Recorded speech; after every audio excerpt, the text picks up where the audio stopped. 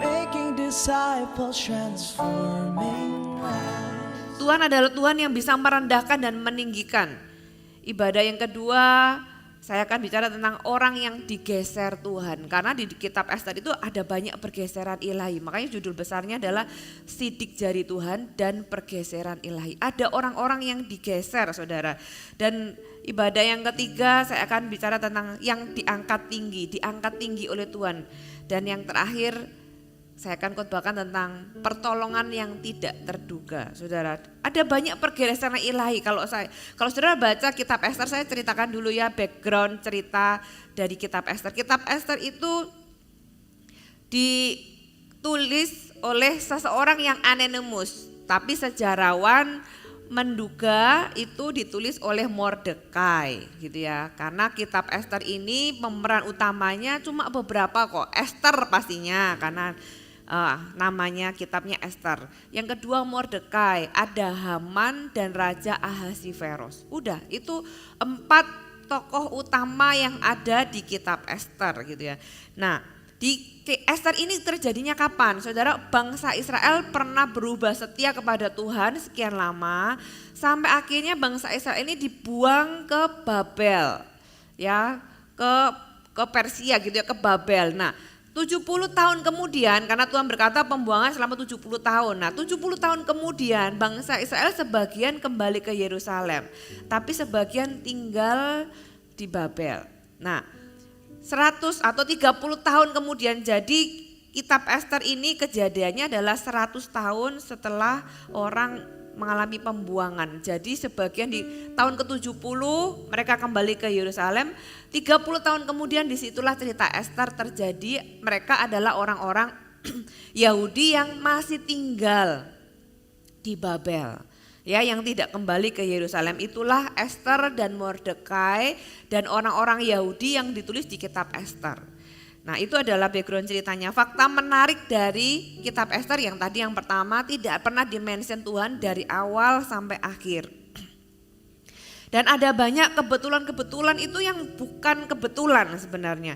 Tiba-tiba orang bisa, Mordekai bisa mendengar kesekongkolan orang gitu ya. Tiba-tiba raja gak bisa tidur di hari dimana Mordekai itu mau digantung, kemudian tiba-tiba raja gak bisa tidur, ternyata Mordekai bukannya digantung malah ditinggikan raja. Jadi kayak banyak sekali kebetulan yang gak kebetulan dan juga banyak plot twistnya, saudara, banyak perubahan alur cerita yang mengejutkan dan membuat orang itu gak diduga-duga. Hal yang sama saya khotbahkan hari ini adalah profetik bagi kita semua gitu ya. Tahun ini adalah tahun mukjizat dan tahun pergeseran. Setengah tahun ke belakang akan ada banyak pergeseran yang Tuhan akan lakukan di dalam kehidupan kita, di dalam bangsa ini, dalam kehidupan banyak orang akan ada banyak pergeseran ilahi yang Tuhan akan lakukan. Di kitab Ester ada banyak pergeseran. Yang pertama, Wasti digeser diganti oleh Ester. Apalagi plot twistnya, Haman mau menghukum Mordekai malah disuruh menghormati gitu kan. Haman mau menggantung atau membunuh Mordekai, malah Haman yang mati di tempat di mana yang dia siapkan untuk membunuh Mordekai. Haman digeser diganti Mordekai.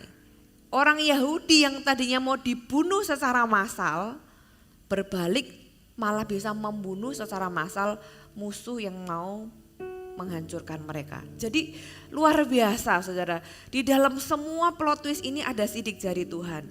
Kitab Ester dibagi menjadi empat bab gitu ya. Kalau saudara baca novel itu kira-kira empat chapter gitu ya. Nah yang pertama tentang bagaimana Ratu Wasti digantikan oleh Ester. Bagaimana Ester itu kemudian dari nobody, dari nggak ada, bukan siapa-siapa, dari kecil nggak ditulis gimana kehidupannya, tiba-tiba muncul begitu saja ketika Ratu Wasti digeser. Ya kan? Kemudian pasal 3 sampai 4 menceritakan bagaimana Haman yang tadinya nggak tahu siapa orang ini tiba-tiba muncul. Dan munculnya tuh langsung di atas gitu ya, diangkat. Dan karena dia orangnya sombong, merencanakan, karena marah sama satu orang, kesombongannya membuat dia merasa terhina kalau aku hanya berurusan dengan satu orang. Dia mau bunuh semua orang Yahudi. Kemudian pasal 5 sampai ke 7 menjelaskan bagaimana Ester mempertaruhkan semuanya di posisinya. Kita juga akan belajar nanti di ibadah berikutnya bagaimana seseorang yang ada dalam posisinya itu dia memakai posisinya untuk tujuan yang mulia. Pasal yang ke-8 sampai yang terakhir menjelaskan plot twist bagaimana orang Yahudi yang tadinya mau dibunuh malah bisa mempertahankan diri dan mengadakan pembalasan kepada musuh-musuhnya, bagaimana Mordekai diangkat menggantikan Haman dan sebagainya. Saudara, sekali lagi kitab ini sangat luar biasa dan Anda perlu membacanya, merenungkannya. Saya percaya ada banyak rema yang diberikan Tuhan bagi Anda. Kita mulai dulu di Ester pasal yang pertama, saudara ya. Ini cerita ketika seorang raja yang sangat besar, yang luar biasa. Raja ini memang raja yang tidak takut akan Tuhan, ya, namanya Ahasveros. Jadi ini adalah kerajaan yang bukan kerajaan Israel. Pasal yang pertama, ayat yang pertama sampai ayat yang kelima. Pada zaman Ahasveros, dialah Ahasveros yang merajai 127 daerah mulai dari India sampai ke Ethiopia. Saudara, kalau saudara baca di peta itu besar banget, saudara ya. Kalau sekarang kan negaranya India negara sendiri, nanti Eropa sendiri. Ini semuanya di bawah satu kerajaan yang dipimpin oleh Ahasveros. Dikatakan mungkin 127 negara mungkin sekarang ya, di bawah satu orang. Nah, pada zaman itu ketika Raja Ahasveros bersemayam di atas tahta kerajaan di benteng Susan. Jadi Susan ini adalah ibu kota negaranya. Pada tahun yang ketiga dalam pemerintahnya diadakanlah oleh baginda perjamuan bagi semua pembesar dan pegawainya, tentara Persia dan Media, kaum bangsawan dan pembesar daerah hadir di hadapan baginda. Di samping itu baginda memamerkan kekayaan kemuliaan kerajaannya dan keindahan kebesarannya yang bersemarak berhari-hari lamanya sampai 180 hari. Kira-kira 6 bulan nih saudara ya. Saudara bisa bayangkan pesta orang Crazy Rich aja pesta gak ada sebulan saudara. Ini tuh pesta 6 bulan saudara. Kalau saudara baca ayat-ayat berikutnya tuh orang bisa minum anggur wine terbaik itu terserah sekenyang-kenyang mereka. Dan ini bukan cuma sehari, bukan 2 hari, bukan 3 hari, bukan 7 hari gitu ya. Tapi ini 6 bulan saudara. Ayat yang kelima, setelah genap hari-hari itu, setelah 6 bulan itu, maka raja mengadakan perjamuan lagi 7 hari masih enggak selesai gitu ya, masih tambah lagi 7 hari bagi seluruh rakyatnya yang terdapat dalam benteng Susan. Daripada orang besar sampai kepada orang kecil bertempat di pelataran yang ada di taman istana raja. Cerita ini mungkin seolah-olah buat apa ya ditunjukin gitu, tapi Tuhan itu lewat cerita Ester ini berkata bahwa mewakili dunia yang sekuler. Jadi kitab Ester ini bukan cerita tentang sesuatu yang sifatnya sangat rohani, orang Israel seperti Musa membawa orang Israel ke padang gurun yang diurusin cuma orang Israel gitu. Enggak. Ini ngomong sebuah dunia. Mungkin di situ ada politik, ada bisnis, ada semuanya. Ini mewakili dunia sekuler yang saudara bisa bayangkan luar biasa kaya dan betapa berkuasanya Raja Ahasveros ini. Menggambarkan di mana hari ini kita itu ada dan apa yang di sekeliling kita. Dan cerita Ester ini menjelaskan bahwa kita di dunia yang sekuler sekalipun, Tuhan itu bisa pakai anak-anak Tuhan dan menjadi misionaris di bidangnya. Ya, dijelaskan dulu latar belakangnya. Kemudian kita lanjut ayat yang ke-10. Pada hari yang ke-7, ketika raja riang gembira hatinya karena minum anggur, bertahtalah baginda kepada dia punya 7 orang sida-sida, Mehumam, Bista, Harbona, Bigta, Abikta, Bigta, Setar, dan Karkas, yakni ketujuh sida-sida yang bertugas di hadapan Raja Ahasiveros. Supaya mereka membawa Wasti sang ratu dengan memakai mahkota kerajaan menghadap raja untuk memperlihatkan kecantikannya kepada sekalian rakyat dan pembesar-pembesar, karena sang ratu sangat elok rupanya. Saya juga penasaran ya, kayak apa ya, dikatakan sangat elok rupanya. Tetapi Ratu Vasti menolak untuk menghadap, katakan menolak untuk menghadap.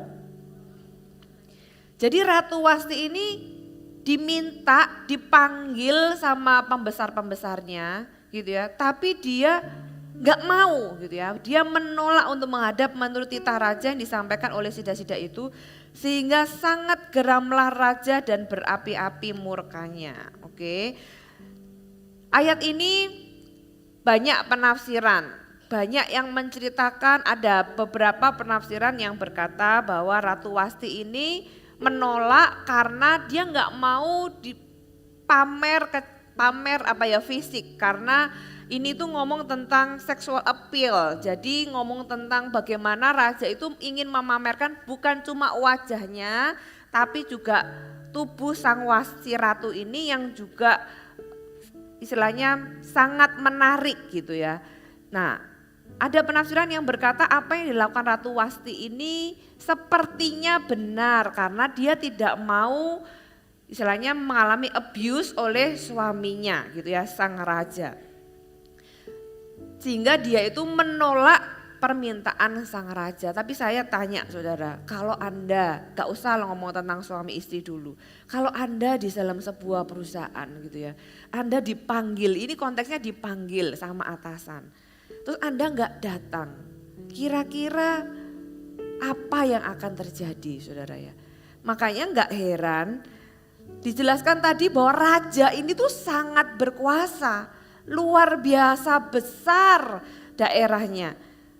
Nah ketika Ratu Wasti itu menolak, sudah bisa bayangkan apa yang terjadi, dan dijelaskan dalam firman Tuhan, raja itu menjadi geram dan berapi-api murkanya, marah.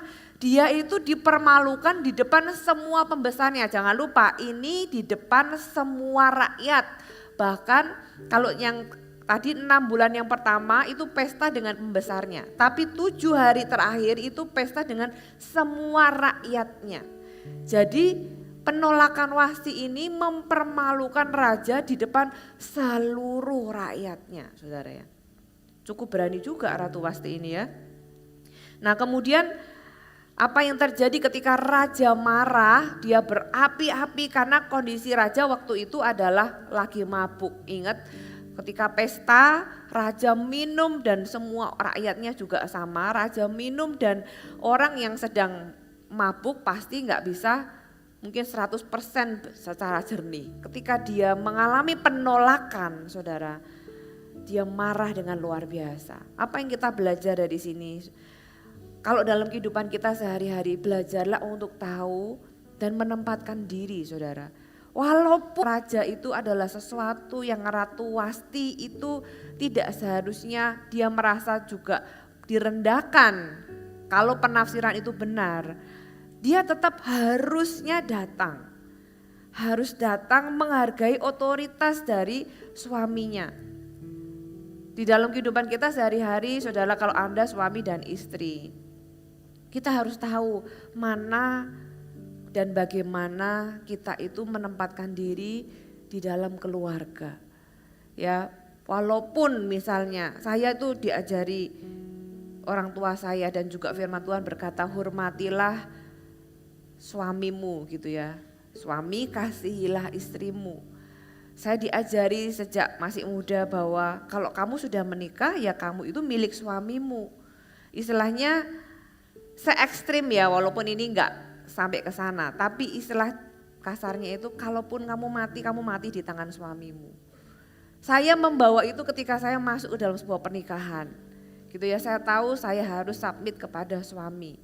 Dan itu yang saya percaya yang membuat hari ini pernikahan kami baik-baik saja, kami bahagia satu sama lain. Suami saya juga belajar melakukan apa yang firman Tuhan katakan, saya juga belajar melakukan apa yang firman Tuhan katakan.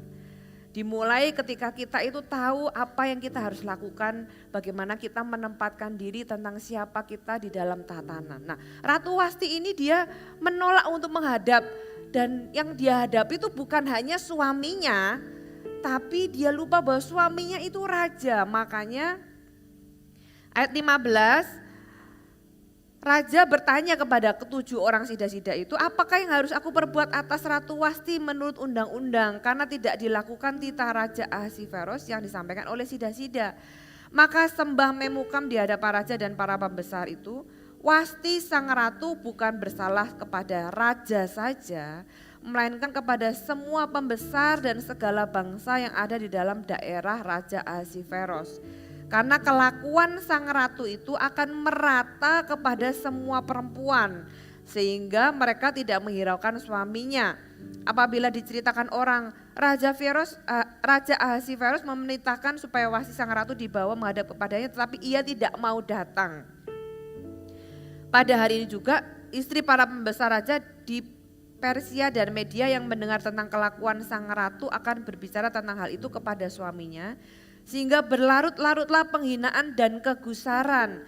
Jikalau baik pada pemandangan raja, hendaklah dikeluarkan suatu titah kerajaan di hadapan baginda dan dituliskan dalam undang-undang Persia dan Media, sehingga tidak dapat dicabut kembali bahwa Wasti dilarang menghadap Raja Ahasiveros, dan bahwa raja akan mengaruniakan kedudukannya sebagai ratu kepada orang lain yang lebih baik daripadanya. Saudara, bicara tentang tadi gitu ya, masih kita bicara tentang bagaimana seorang istri seharusnya menghormati suaminya. Dan bukan hanya itu, kita harus tahu posisi. Kalau Anda adalah pemimpin, di sini dikatakan kalau satu orang yang ada di atas itu miring sedikit, yang di bawah tuh miringnya banyak. Oleh sebab itu kita, apalagi Anda kalau adalah seorang pemimpin, hidup Anda dilihat orang. Kelakuan kita itu bisa jadi teladan, baik yang baik maupun yang buruk. Nah, oleh sebab itu apa yang dilakukan Wasti ini bukan sekedar dia nggak menghormati suaminya, nggak sekedar dia itu menolak menghadap, nggak sekedar dia itu ngomong nggak mau gitu ya. Tapi apa yang dilakukan itu bisa berdampak besar bagi seluruh daerah yang sangat besar pada waktu itu.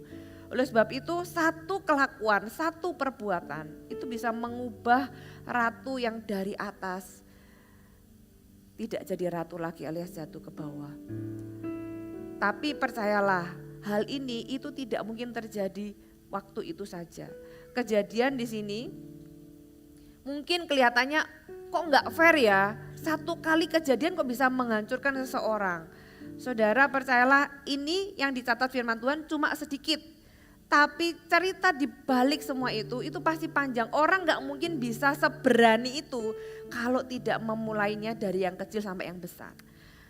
Saudara ingat cerita Esau dan Yakub. Satu kali ketika Esau pulang dari berburu, dia itu lapar. Dan kemudian si Yakub membuat sup kacang merah. Kemudian Esau berkata, aku pengen dong sup kacang merah itu gitu ya. Kemudian Yakub berkata, tukar dulu hak kesulungan baru aku kasih kamu. Ah ya sudahlah, tak tukar nih demi sup kacang merah. Dia meremehkan hak kesulungan. Saya pernah tanya satu kali ke Pastor Philip, itu mengganggu saya karena saya pikir masa sih orang karena satu kejadian itu tiba-tiba kehilangan hal yang paling besar gitu ya di dalam kehidupannya, hanya ditukar oleh sesuatu yang remeh-temeh dan tiba-tiba hilang begitu saja. Saya berpikir masa sih orang bisa sebodoh itu gitu ya. Karena itu sangat mengganggu saya itu pernah satu kali tanya, Pastor Philip dengan bijaksana menjawab, itu tidak mungkin kejadian satu kali kemudian begitu saja. Karena sebelumnya pasti ada kejadian yang tidak tercatat oleh firman Tuhan. Bagaimana si Esau itu memang meremehkan hal-hal yang dia anggap penting. Dan dengan sengaja atau dengan semurah itu menukarkan dengan hal yang biasa saja. Dan si Yakub itu sudah mengamatinya. Makanya nggak mungkin kan tiba-tiba Yakub minta tukar hak kesulungan. Dia pasti sudah lihat, oke, ini itu hal yang dia inginkan. Yakub itu sudah lihat gimana caranya ya. Gimana caranya? Dan dia melihat karakter kakaknya yang sembrono, yang ceroboh, yang tidak tahu bagaimana dia itu menjaga hal yang berharga. Sedangkan dari Yakub dia menginginkan apa yang dianggap remeh oleh si Esau. Sampailah ke sebuah peristiwa. Masa tiba-tiba, saudara coba berpikir, masa tiba-tiba Yakub itu minta tukarnya sama hak kesulungan dengan semangkok kacang merah. Masa tiba-tiba itu spontan muncul ketika Esau itu lapar, itu enggak mungkin spontan muncul. Itu pasti sudah dipikirkan berlama dan dia itu sudah melihat kelemahan-kelemahannya Esau. Bisa jadi sup kacang merah itu dibuat dengan sengaja dan dia bisa melihat Esau kapan pulang, bisa jadi demikian. Ya walaupun firman Tuhan tidak menjelaskan secara detail. Demikian juga ini, enggak mungkin tiba-tiba seorang ratu itu jatuh hanya karena satu kejadian ini. Pasti kejadian ini tuh seperti kairosnya gitu ya. Tiba-tiba one shot, tiba-tiba ratu itu jatuh. Tapi Ratu Wasti ini pasti punya karakter yang dibangun dengan tidak baik sehingga ketika ada satu kejadian semuanya runtuh. Saudara, demikian juga dalam kehidupan kita, Anda dan saya, Anda perlu melihat dalam kehidupan Anda. Karakter-karakter apa yang Anda perlu perbaiki. Jangan sampai ketika itu terus berkembang, sesuatu yang jahat, kalau tidak dibunuh itu pasti berkembang, percayalah saudara. Nah, ketika itu berkembang, tunggu waktu aja. Itu tiba-tiba dalam satu kejadian, habis sudah. Di dalam firman Tuhan di kitab Ester ini juga ada Haman. Orang yang tiba-tiba muncul gitu ya, menjadi orang nomor 2 setelah, orang nomor 1 setelah raja lah. Berarti orang nomor 2 di dalam kerajaannya Ahasiveros ini.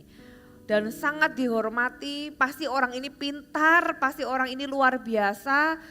Karena gak mungkin tiba-tiba dia naik ke atas kalau dia gak pintar. Kalau dia itu bukan orang yang bisa melakukan perkara-perkara besar. Tapi orang ini punya karakter yang jahat, punya karakter yang sombongnya luar biasa. Sampai satu titik akhirnya dia bukan hanya diturunkan tapi tiba-tiba dia disulakan atau digantung atau dibunuh gitu ya. Dan digantikan oleh orang lain. Ada orang-orang yang digeser bukan karena sekedar satu kejadian tapi di balik kejadian itu ada hal-hal yang membuat orang itu akhirnya di satu titik kasih karunia dalam kehidupannya itu berhenti. Saudara, kalau kita itu masih dikasih karunia, Anda pernah nggak berpikir kenapa sih orang jahat itu ada di posisi tertentu? Kenapa ya? Kok orang ini tuh nggak benar gitu kan? Tapi kok ada di posisi tertentu yang seharusnya tidak boleh ada di sana. Ketika dia ada di sana, itulah tempat di mana Tuhan itu memberikan kasih karunia untuk dia itu bertobat. Bukankah Allah kita tuh Allah yang luar biasa yang memberikan waktu supaya orang itu bertobat. Tapi firman Tuhan itu tetap iya dan amin. Ada waktunya orang-orang yang meninggikan diri itu akan direndahkan dan orang-orang yang merendahkan hati itu akan ditinggikan. Itu pasti akan ada waktunya. Hanya Tuhan itu memberikan waktu untuk orang itu bertobat. Tapi satu titik ketika orang itu diberikan waktu dan tidak menyadari bahwa itu adalah waktu yang berharga untuk dia itu bisa bertobat sungguh-sungguh. Satu titik orang ini akan digeser Tuhan, digantikan dengan orang yang Tuhan berkenan atasnya. Saul digantikan oleh Daud. Orang ini orang yang diangkat Tuhan sendiri. Tapi di dalam perjalanannya Saul melukai hati Tuhan. Tapi dia tidak bertobat. Akhirnya Tuhan mengangkat seseorang yang lebih baik daripada Saul. Sama ayatnya, orang yang lebih baik daripada Wasti. Kita lanjut lagi ya ceritanya ya. Kejadian pasal yang kedua. Ayat yang pertama sampai ayat yang keempat. Setelah peristiwa-peristiwa ini, setelah kepanasan murka raja Ahasiveros surut, terkenanglah baginda kepada Wasti dan yang dilakukannya dan kepada apa yang diputuskan atasnya. Maka sembah para biduanda, raja yang bertugas pada baginda. Hendaklah orang mencari bagi raja gadis-gadis, yaitu anak-anak dara yang elok rupanya. Hendaklah raja menempatkan kuasa-kuasa di segenap daerah kerajaannya supaya mereka mengumpulkan semua gadis, anak-anak dara yang elok rupanya di dalam benteng Susan di balai perempuan di bawah pengawasan Hegai. Raja Sida raja menjaga para perempuan, hendaklah diberikan wangi-wangian kepada mereka, dan gadis yang terbaik oleh pemandangan raja baiklah ia menjadi ratu ganti Wasti. Hal itu dipandang baik oleh raja dan dilakukan demikian. Jadi setelah Wasti nggak ada, raja berpikir wah ini ada posisi yang kosong nih yang harus diganti. Kemudian diusulkanlah kepada raja dibikin beauty contest saja raja. Singkat cerita, ada beauty contest di 127 daerah itu. Dikumpulkan anak-anak dara yang elok rupanya. Dan ketika kesempatan itu muncul, disitulah nama Esther mulai masuk. Ya saudara, apa yang kita pelajari di sini yang pertama, pergeseran itu bisa terjadi kapan saja. Jadilah orang yang siap. Ketika pergeseran itu terjadi, Esther siap untuk mengikuti. Ketika ada pintu yang terbuka, Esther itu masuk ke dalamnya. Ya. Kemudian kita baca di Esther pasal yang kedua tetap. Tadi sudah ayat yang kelima gitu ya. Nah, ayat yang kelima sekarang, 5-8. Pada waktu itu ada di dalam benteng Susan seorang Yahudi bernama Mordekai bin Yair bin Simei bin Kis seorang Benyamin yang diangkut dari salah seorang buangan yang turut dengan Yekonia Raja Yehuda. Ketika ia diangkut ke dalam pembuangan oleh Raja Nebukadnezar Raja Babel itu. Mordekai itu pengasuh Hadasa itu nama lain dari Esther ya. Anak saudara ayahnya sebab anak itu tidak beribu bapak lagi. Gadis itu elok perawakannya dan cantik parasnya. Ketika ibu bapaknya mati, ia diangkat sebagai anak oleh Mordekai. Setelah titah dan undang-undang raja tersiar dan banyak gadis dikumpulkan di dalam benteng Susan di bawah pengawasan Hegai, maka Esther pun dibawa masuk ke dalam istana raja di bawah pengawasan Hegai, penjaga para perempuan. Saudara, ini adalah kali pertama nama Esther mulai muncul ketika Wasti sudah digeser, tiba-tiba ada beauty contest. Sepertinya semuanya serba kebetulan bukan? Kalau saudara jadi Esther, masa ya kepikir kalau itu Tuhan? Seolah-olah itu ini tuh sesuatu yang terjadi di dunia sekuler. Saudara, Ratu Wasti ada pejabat tinggi digeser, kemudian di situ tiba-tiba muncullah seseorang. Siapa sih Esther? Esther itu bukan siapa-siapa sebelumnya. Dia nggak pernah menang di beauty contest sebelumnya. Dia nggak pernah, bahkan firman Tuhan menjelaskan dia itu adalah seorang anak yatim piatu. Dan bukan cuma anak yatim piatu, dia ini adalah orang buangan. Bukan siapa-siapa, bukan anak pejabat, bukan orang besar, bukan orang kaya gitu ya. Orang bisa menang beauty contest karena kekayaannya, bukan cuma karena kecantikannya. Tapi Esther ini bukan orang kaya, dia orang buangan, istilahnya orang jajahan lah.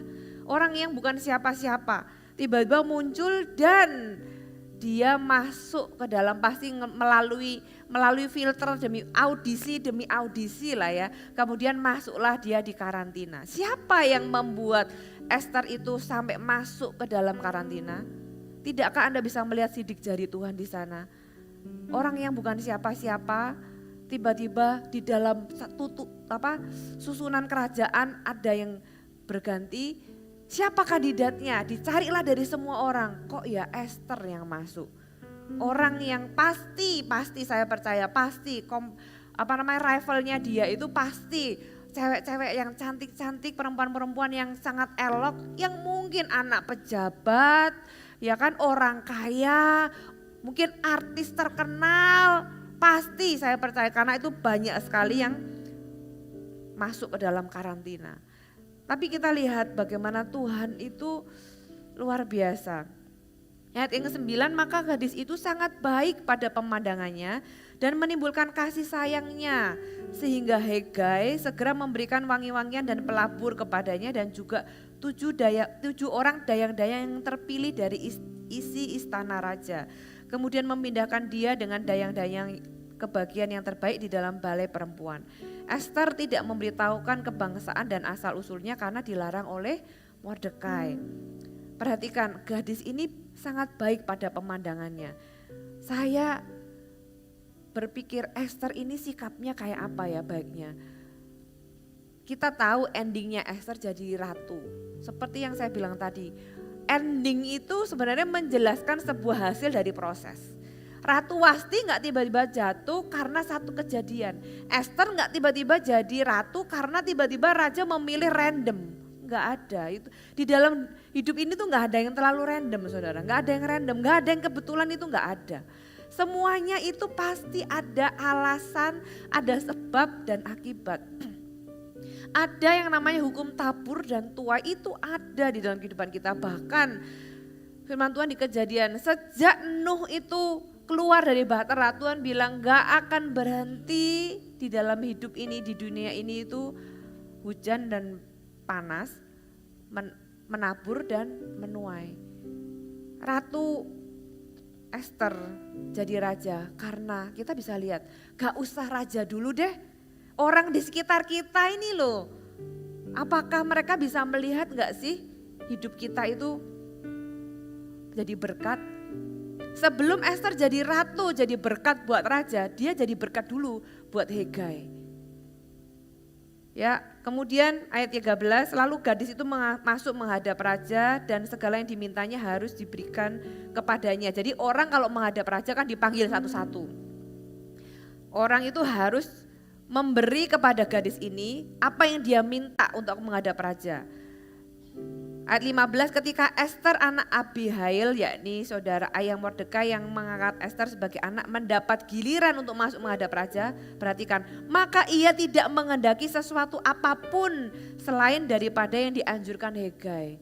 Bisa lihat ya karakternya Esther, dia itu orangnya nurut sama Mordekai, gak boleh kasih tahu kebangsaannya, dia gak gampang loh pasti, tapi dia bisa menjaga dan tetap taat kepada Mordekai.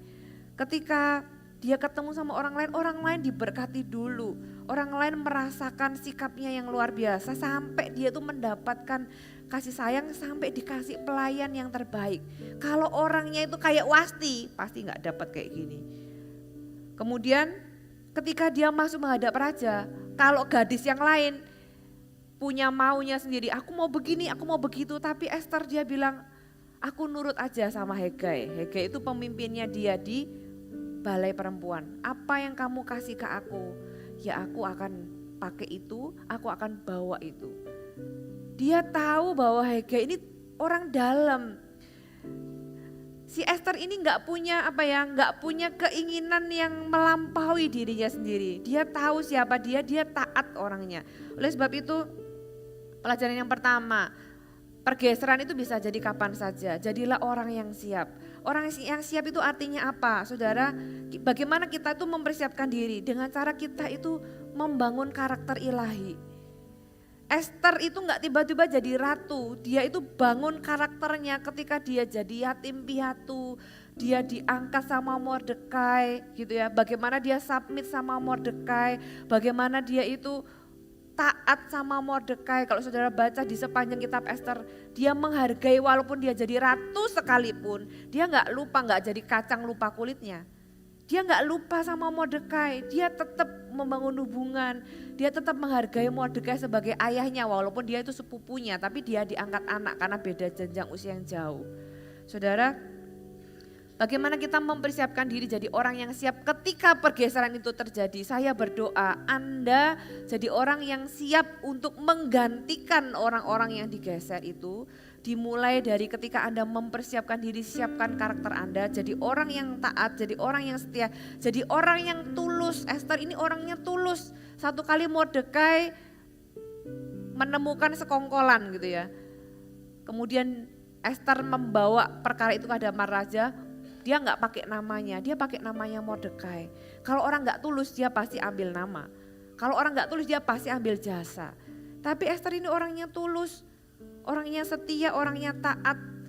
Dia nggak tinggal di dalam kondisinya yang terpuruk sebagai orang buangan, sebagai yatim piatu. Saudara, kalau hari ini Anda masih tinggal di dalam trauma, belum move on di dalam masa lalu Anda, di dalam kondisi Anda, dan Anda self pity party. Orang yang self pity party nggak akan bisa dipakai Tuhan. Orang yang selalu mengasihani diri sendiri, orang yang aku kok begini, aku ini kondisiku buruk dan sebagainya. Orang seperti itu ketika ada kesempatan dibuka sama Tuhan, orang itu nggak akan siap karena dia hanya fokus sama dirinya sendiri. Jadilah orang yang siap dengan cara orang yang membangun karakter ilahi. Jangan tinggal di dalam trauma dan masa lalu, move on saudara, move on. Lepaskan yang sudah lalu. Hargai yang ada sekarang, apa yang negatif izinkan Tuhan berperkara, lihatlah apa yang baik dan bersyukurlah. Saudara, jadilah orang yang rendah hati, karena orang yang rendah hati itu kita tahu kok ujungnya itu diangkat Tuhan. Ya, latihlah diri Anda untuk taat. Salah satu karakter Esther yang bisa membuat dia menjadi ratu, salah satu karakternya adalah dia itu orang yang taat. Dia nggak berpikir ngambil keuntungan untuk pribadi, tapi dia follow, maksudnya dia mengikuti Hegai, dia mengikuti Mordekai. Salah satu karakter yang kita harus miliki adalah kita taat sama Tuhan dan percaya kepada Dia. Dia percaya ketika Mordekai suruh, kamu ikut kontes ini ya. Dia nggak bulet aja gitu ya dengan semua alasannya. Dia oke gitu ya, iya dia taat. Ketika dia ada di bawah Hegai, dia juga bukan orang yang sulit. Saudara pernah nggak punya orang yang sulit, diajak kerja sama sulit, disuruh ini nggak mau, disuruh itu menolak gitu ya. Jangan jadi orang yang sulit, jadilah orang yang taat. Sehingga Tuhan itu dengan mudah membawa kita, dengan mudah mengangkat kita. Kalau orang-orang di sekitar Anda melihat Anda sulit, ya Tuhan itu sebenarnya melihat hal yang sama. Makanya saya bilang tadi, sebelum Esther itu jadi ratu, Esther itu jadi orang yang bisa memberkati orang-orang sekelilingnya. Jangan jadi orang yang sulit, jadilah orang yang mudah bekerja sama. Kalau kita di bawah seseorang, jadilah orang yang taat. Jadilah orang yang mudah diajak ke kiri, ke kanan gitu ya. Selama itu tidak melanggar firman Tuhan, jadilah orang yang latihlah diri Anda untuk taat. Ketaatan adalah melakukan kehendak Tuhan dengan cara Tuhan dan di waktunya Tuhan. Lakukan dengan caranya Tuhan, di waktu yang Tuhan mau kita lakukan. Saudara, latihlah diri Anda untuk taat. Yang ketiga, jangan jadi orang yang digeser Tuhan. Ingat, di atas manusia itu masih ada Tuhan. Jangan jadi orang yang digeser Tuhan. Siapa orang yang digeser Tuhan? Kalau saudara baca di kitab Esther, ada 3 macam orang yang digeser Tuhan. Yang pertama adalah orang yang memberontak. Orang yang tadi dikatakan Ratu Wasti itu menolak untuk menghadap. Orang ini punya sikap yang memberontak. Punya sikap yang tidak mau taat. Satu titik dia digeser posisinya. Yang kedua, orang yang berkhianat. Orang yang berkhianat itu orang yang punya agenda pribadi dan melawan apa yang sudah ditetapkan. Orang yang berkhianat, cerita di Esther pasal yang kedua, ada setelah Esther diangkat jadi ratu, ada orang yang berkhianat kepada raja. Dan orang itu akhirnya dilenyapkan, digeser sama Tuhan. Yang ketiga adalah orang yang sombong. 3 tipe orang ini pasti digeser Tuhan. Saudara akan lihat dengan mata kepala Anda sendiri. Di tahun ini ada 3 tipe orang ini. Posisi mereka akan digeser. Tapi pertanyaannya, siapkah Anda untuk diangkat Tuhan tinggi? Tapi kalau Anda adalah salah satu dari 3 tipe orang ini, bertobatlah sungguh-sungguh. Jangan jadi orang yang digeser Tuhan. Karena Tuhan itu rumusnya simple saudara. Tuhan kita itu enggak rumit. Siapa yang bilang Tuhan kita itu sulit dimengerti? Tuhan kita itu sangat simple. Pokoknya apa yang kita tabur kita akan tuai. Orang yang sombong pasti jatuh. Orang yang rendah hati pasti diangkat. Itu rumus 1 tambah 1 sama dengan 2. Jadi kalau Anda mau hasilnya, kerjakan sebabnya. Tapi kalau Anda nggak mau hasilnya yang buruk, jangan lakukan apa yang bisa sampai ke sana. Sebenarnya sesimpel itu hidup ini dengan Tuhan. Anda lakukan apa yang Tuhan suruh, ketaatan Anda itu pasti akan menghasilkan perkara yang baik dalam kehidupan Anda. Tapi kalau kita memberontak, pemberontakan kita pun pasti akan menghasilkan sesuatu di ujungnya. Kalau hari ini Anda menyadari bahwa ada perkara-perkara yang Anda perlu ubah dalam kehidupanmu, di tempat di mana engkau berada, di posisimu hari ini, bertobatlah sungguh-sungguh supaya kita nggak jadi orang yang digeser Tuhan. Ada Wasti, ada Haman, gitu ya, orang-orang yang digeser Tuhan, ada orang yang bersekongkol, mereka adalah tentara dalam gitu ya, dari raja, digeser sama Tuhan. Dan di situ muncul orang-orang yang diangkat Tuhan. Saudara, jadilah orang yang diangkat Tuhan karena Tuhan menemukan Anda adalah orang-orang yang membangun karakter ilahi, belajar untuk taat dan jadi orang yang terus rendah hati.